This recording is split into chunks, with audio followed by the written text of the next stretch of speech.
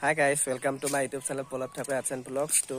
আমি মন্দিৰ এটাত এনেকৈ জয় বিজয় আৰু কৃষ্ণ আৰু আখলেখা অৰ্ডাৰ পাইছোঁ তো গৈ আছোঁ তো ছবিবিলাক চাব যদি ভাল হয় তেনে like comment share and subscribe কৰি দিব